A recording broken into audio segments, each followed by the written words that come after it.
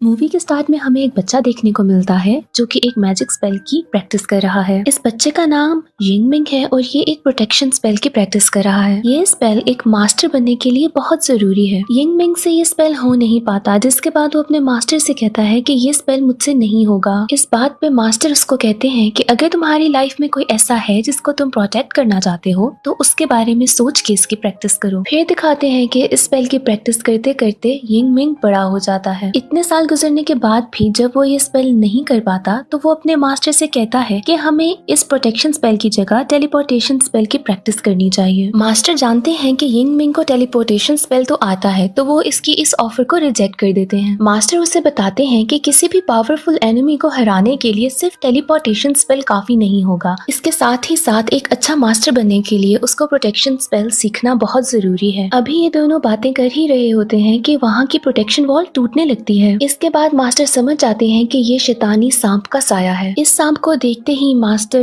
यिंगमिंग को किसी दूसरी डायमेंशन में ट्रांसपोर्ट कर देते हैं और इसके बाद अपने 3 गार्डियन स्पिरिट्स को बुलाते हैं। ये तीनों गार्डियन स्पिरिट्स यहाँ मास्टर की हेल्प करने के लिए आते हैं। यहाँ 2 गार्डियन स्पिरिट्स उस प्रोटेक्टिव वॉल को बचाने की कोशिश करते हैं और एक गार्डियन स्पिरिट मास्टर को प्रोटेक्ट करती है, पर इन 3 गार्डियन स्पिरिट्स की हेल्प का कोई फायदा नहीं होता और प्रोटेक्टिव वॉल टूट जाती है। इतने में वहाँ पर यिंगमिंग बाकी स्टूडेंट्स को लेकर पहुँच जाता है। वो सांप इन सब पे हमला करने ही वाला होता है कि मास्टर जी सब स्टूडेंट्स को कहते हैं कि वो प्रोटेक्शन स्पेल यूज करें। जहाँ बाकी स्टूडेंट्स प्रोटेक्टिव स्पेल इस्तेमाल करने लगते हैं, यिंगमिंग मास्टर की बात नहीं सुनता और टेलीपोर्टेशन स्पेल यूज करने लगता है। यहाँ सांप यिंगमिंग पे अपना जहरीला अटैक करने ही लगता है। मास्टर यिंगमिंग के सामने आके उसको बचा लेते हैं। यहीं दूसरी तरफ मास्टर का एक गार्डियन स्पिरिट खुद को सैक्रिफाइस करके सांप को मार देता है। अब यिंगमिंग अपने मास्टर की डेथ से बहुत परेशान है और बहुत ही ज्यादा दुखी कि उसकी वजह से उसके मास्टर के पूरे जिस्म में जहर फैल रहा है। मास्टर मरने से पहले यिंगमिंग को इस सांप की सच्चाई बताते हैं। वो बताते हैं कि कैसे 300 साल पहले इंसानों की ही लालच की वजह से ये सांप जन्म लेता है। इस सांप को कैद करने के लिए 4 मास्टर सामने आए थे जो मिल के इस सांप को इंपीरियल सिटी में कैद करते हैं, जो कि अब भी इंपीरियल सिटी की रानी की बॉडी में कैद है और उसकी प्रोटेक्शन 4 स्टोन गार्डियंस करते हैं और वो फिलहाल स्टैचू की शक्ल में सोए हुए हैं। ये है dragon statue, turtle statue, bird statue और टाइगर स्टैचू। और जब भी ये सांप वहाँ से निकलने की कोशिश करेगा तो 4 मास्टर्स को जाकर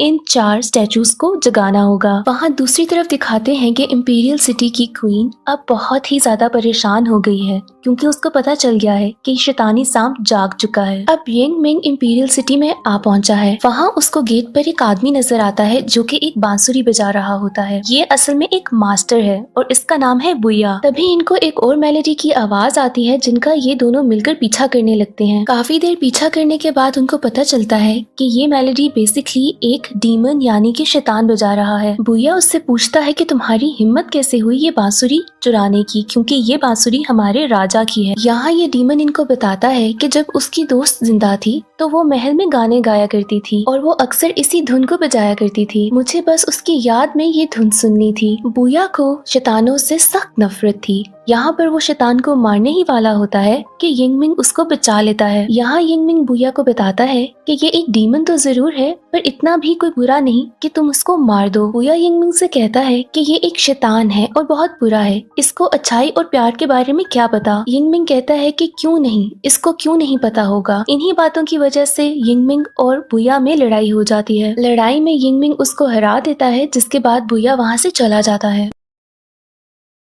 बेसिकली बुया को इंपीरियल सिटी में उसी सांप से लड़ने के लिए बुलाया गया था क्योंकि वो उन मास्टर्स में से एक मास्टर था, लेकिन ना यिंगमिंग को इस बात का पता होता है और ना ही बुया को। इसके बाद वो डीमन यिंगमिंग से कहता है कि मास्टर जी आप मुझे अपना गुलाम बना लें। अब यिंगमिंग इस डीमन को अपना गार्डियन स्पिरिट बना लेता है और इसका नाम रख देता है किलिंग स्टोन। अब नेक्स्ट सीन में हमें क्वीन का महल दिखाते हैं जहाँ पर 3 मास्टर जमा हो चुके हैं, यिंगमिंग, बुया और यांगपिंग, पर चौथा मास्टर हांगरू यहाँ पर अब नहीं है। और यहाँ पर ही यिंगमिंग और बुया को पता चलता है कि ये दोनों मास्टर्स हैं। यहाँ पर यिंगमिंग की महल के प्रीस्ट से भी मुलाकात होती है जो कि वहाँ की रानी का बॉडीगार्ड भी है। ये प्रीस्ट इनको बताता है कि गार्डियन एंजल्स को जगाने के लिए रिचुअल कल किया जाएगा और ये लोग आज आराम करने के लिए जल्दी सो जाएं। यहाँ यिंग मिंग देखता है कि इस प्रीस्ट की शक्ल उसके मास्टर से बहुत ज्यादा मिलती है। अब नेक्स्ट सीन में दिखाते हैं कि सुबह इन सब मास्टर्स की मुलाकात प्रिंसेस से होती है और इनको पता चलता है कि सफर के दौरान चौथे मास्टर हांगरू को किसी ने मार दिया है और अब ये मास्टर्स इस बात को डिस्कस करने के लिए रानी के पास जाते हैं। अब यहाँ पर रानी पर्दे में रहने वाली है, जो कि सिर्फ पर्दे के पीछे से ही ऑर्डर देती है। रानी यहाँ पर बहुत ही ज्यादा परेशान और गुस्से में आती हैं कि इतने ज्यादा इम्पोर्टेंट रिचुअल को करने से पहले ही किसने चौथे मास्टर को मार दिया। अब इसके बाद वो रानी सारे रिचुअल की जिम्मेदारी प्रिंसेस को दे देती है। वो साथ ही मास्टर हांगरू की मौत की इन्वेस्टिगेशन करने का ऑर्डर देती है और अपने महल के प्रीस्ट को कहती है कि वो फोर्थ मास्टर बन जाए। अब इसके बाद वो चारों मास्टर्स रिचुअल स्टार्ट कर देते हैं, जिसके दौरान ही प्रिंसेस के ऊपर कोई डीमन अटैक करता है। यहाँ पर यिंग मिंग प्रिंसेस को बचा लेता है और बुया उस डीमन की स्पिरिट से रिचुअल को कंप्लीट कर देता है। इसके बाद चारों गार्ड सोन्स जागने के लिए तैयार थे। अब यहाँ पर अचानक से आसमान का रंग बदलने लगता है। इस मौसम के बदलाव से यिंग मिंग और बुया समझ आते हैं कि किसी डीमन ने उन पे फिर से अटैक किया है। इसके बाद ये दोनों प्रिंसेस के रूम की तरफ भागते हैं, जहाँ पे वो लोग जाके देखते हैं कि प्रीस्ट मास्टर योंग ही से लड़ रहा है। प्रीस्ट का कहना था कि मास्टर लोंग ही क्वीन को मारना चाहते हैं, पर लोंग ही इस बात पे इनकार कर देती है। इसके बाद इन चारों की लड़ाई शुरू हो जाती है। इस लड़ाई के दौरान लोंग ही हे डीमन के हाथों मारी जाती है, पर मरने से पहले लोंग ही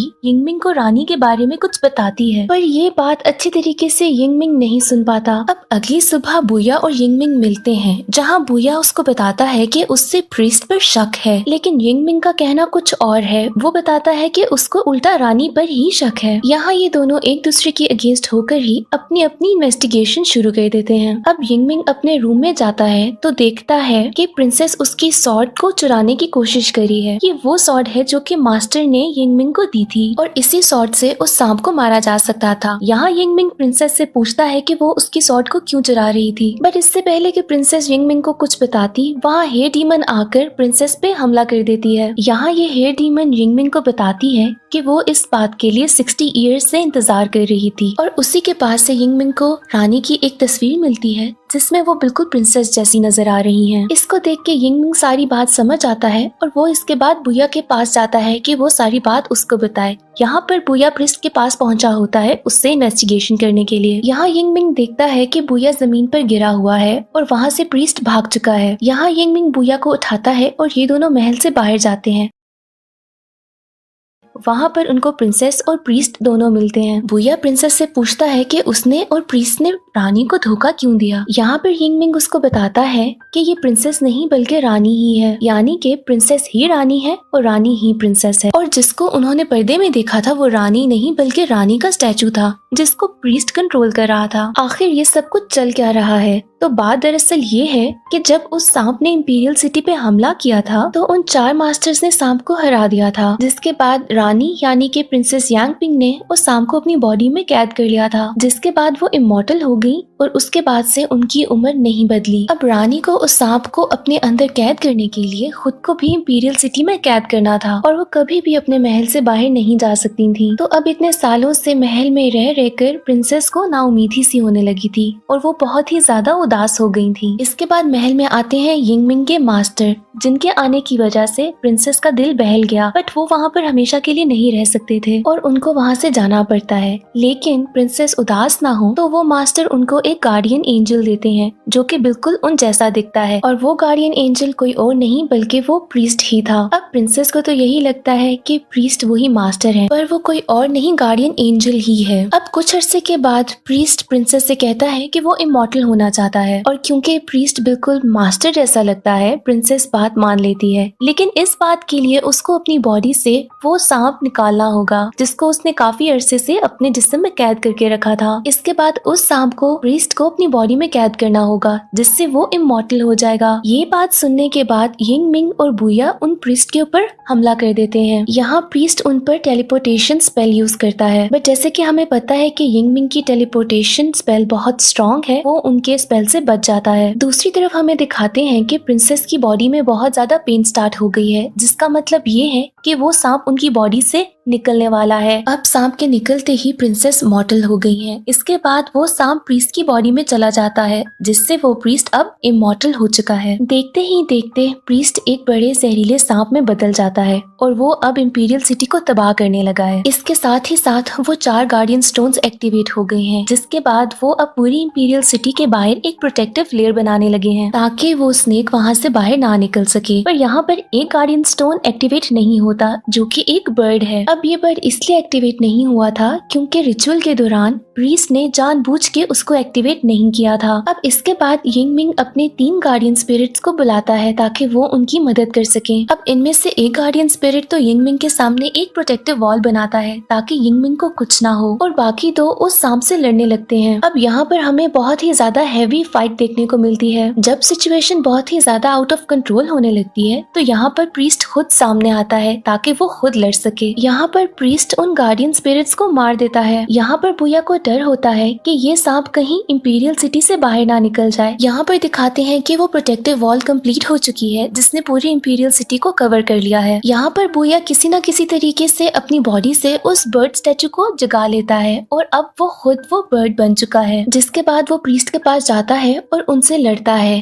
अब यहाँ पर इन दोनों के बीच में एक जबरदस्त लड़ाई होती है। दूसरी तरफ यिंग मिंग प्रिंसेस के पास जाता है और उसको सब कुछ सच बता देता है कि कैसे ये वो मास्टर नहीं है, बल्कि वो प्रीस्ट सिर्फ एक गार्डियन एंजल है। इसके बाद यिंग मिंग अपनी पावर से प्रिंसेस को आखिरी दफा अपने मास्टर से मिलवाता है। यहाँ वो मास्टर प्रिंसेस को सब कुछ सच बताता है और बताता है कि कैसे उसने गलत किया, और साथ ही वो एशेस में बदलने लग जाता है। इसके बाद प्रिंसेस समझ आती है कि अब वो मास्टर इस दुनिया में नहीं रहे। इसके बाद यिंग मिंग और प्रिंसेस दोबारा इंपीरियल सिटी में आ जाते हैं, जहाँ पर अभी तक बुया और प्रीस्ट की लड़ाई चल रही है। यहाँ यिंग मिंग बुया को बताता है कि ये सांप सिर्फ उसी सॉर्ड से मर सकता है जो कि उसके मास्टर ने उसको दी थी। यहाँ बुया वो सॉर्ड निकालता है, पर इससे पहले कि वो उस प्रीस्ट को मारता, वो प्रीस्ट बुया के हाथ से सॉर्ड गिरा देता है। अब ये तलवार प्रिंसेस उठा लेती है और वो उस प्रीस्ट को धमकी देती है कि अगर उसने ये सब कुछ बंद ना किया तो वो खुद को मार देगी। इसके साथ ही वो सॉर्ड से अपना गला काट देती है और खुद को मार देती है। ये देखते ही प्रीस्ट बहुत ही ज्यादा टूट जाता है क्योंकि वो काफी अरसे से प्रिंसेस के साथ था और ये दोनों बहुत क्लोज हो चुके थे। अब इस बात का फायदा उठाते हुए बुया इस प्रीस्ट पे हमला करता है। यहाँ पर सांप के साथ साथ प्रीस्ट दोनों मर जाते हैं और इस तरह से प्रोटेक्शन वॉल खत्म होने लग जाती है और इसके साथ ही यहाँ पर मूवी भी एंड हो जाती है।